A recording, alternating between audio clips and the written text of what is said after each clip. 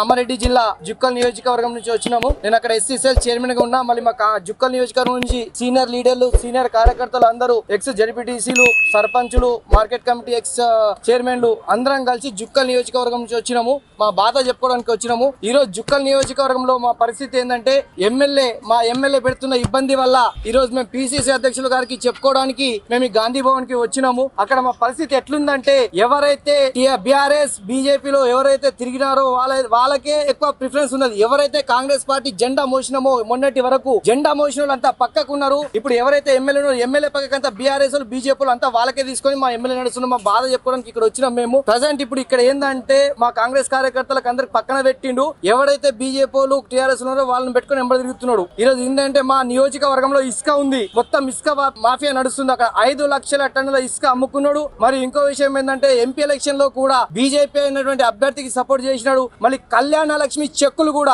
మా నియోజకవర్గంలో ఉన్న కళ్యాణ లక్ష్మి చెక్కులు కూడా 200 చెక్కులు రిజెక్ట్ అయిపోయినాయి. మొత్తం ఎమ్మెల్యే ఇవ్వకపోతేనే ఆ కళ్యాణ లక్ష్మి చెక్కులు కూడా ఎవరికి కూడా ఇవ్వలే. మొత్తం 200 చెక్కులు రిజెక్ట్ అయిపోయినాయి. మళ్ళీ మా ప్రతి కార్యకర్తకు కూడా కష్టపడ్డ కార్యకర్తకు ఫలితం ఉందంటే ఎవరికి కూడా ఫలితం లేకుండా పోయింది. కష్టపడ్డ కార్యకర్తకు పదవులు వస్తాయి, అవి వస్తాయి అని చెప్తుంటే మా కార్యకర్తలకు అందరూ పక్కన పెట్టిండు. ఎవరైతే బీఆర్ఎస్ నాయకులు ఉన్నారో బీజేపీ నాయకులు ఉన్నారో వాళ్ళకే మాత్రం పదవులు దక్కుతున్నాయి. కష్టపడ్డ ప్రతి కార్యకర్త ఇంట్లో కూర్చొని ఏడుస్తున్నారు మా నియోజకవర్గంలో. కాబట్టి దయచేసి మా పిసిసి అధ్యక్షులు గారు దీన్ని విచారణ చేసి మమ్మల్ని గుర్తించి మా అందరికి న్యాయం చేస్తారని కోరుతున్నాము.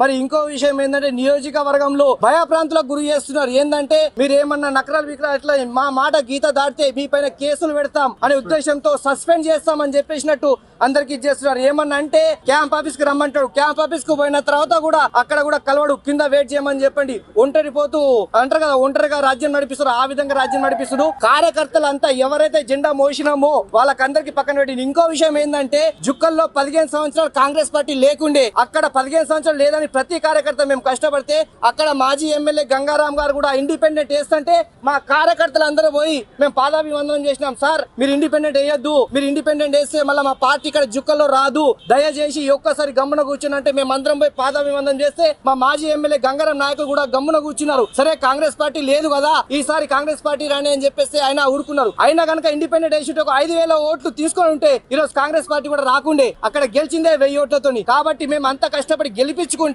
నియోజకవర్గంలో ఎవరైతే సీనియర్ నాయకులు కష్టపడ్డారో వాళ్ళకు కోతులు గాడిదలు కాంగ్రెస్ పార్టీ కార్యకర్తల కాలు ఇరగొడతా ఈ విధమైన మాటలు మాట్లాడుతుంటే మా ప్రతి కార్యకర్త బాధపడుతున్నాడు. ఏంది నాయన ఇంత జెండా మోసినాం, ఇంత కష్టపడ్డాము, మనకే కాలు ఇరగొడతా కోతులు గాడిదలు అంటుంటే కాంగ్రెస్ కార్యకర్తలు ఇంట్లో కూర్చుని బాధపడుతున్నారు. వాని పక్కన మొత్తం ఇప్పుడు టీఆర్ఎస్ మొత్తం బీజేపీ నాయకులకే పదవులు ఇస్తుడు. మళ్ళీ పదవులు కూడా డబ్బులతో అమ్ముకుంటుండు. ఈ రోజు మా నియోజకవర్గంలో ఏ పదవి వచ్చినా కూడా మార్కెట్ కమిటీ చైర్మన్ కూడా డబ్బులతో అమ్ముకుంటుండు. మొత్తం ఏమనంటే కమిషన్ అంటుడు, ఏమనంటే ఇసుకల కమిషన్ అంటున్నాడు, మళ్ళీ ఏమంటే మార్కెట్ కమిటీ దాంట్లో ప్రతి దాంట్లో ఏదన్నా అయితే మొత్తం కమిషన్లతో నడిపిస్తుడు. ఈ విధంగా నడిపిస్తే పార్టీ కార్యకర్తలు బాధపడుతుర్రు. మళ్ళీ ఈ విధంగా చేస్తే పార్టీ నష్టపోతుంది. కార్యకర్తలంతా ఒక చిల్లరగా మొత్తం పక్కన పోతున్నారు. బిచ్చుకుందా డీలర్ కు 3 లక్షల రూపాయలు ఇస్తే డీలర్ ఇస్తా అని చెప్పిండు. ఈ విధంగా మొత్తం పైసలతో కమిషన్లతో మా జుక్కల్లో వ్యవహారం నడుస్తుంది. కార్యకర్తలు ఏమో కష్టపడాలంతా బాధపడుతున్నారు. దయచేసి ఈ మా చర్యలన్నీ గుర్తించి మా పిసిసి అధ్యక్షులు సీనియర్ నాయకులు అందరూ మాకు జుక్కల్ నియోజకవర్గంలో న్యాయం చేస్తామని చెప్పేసి ఈ రోజు మేము 200 మంది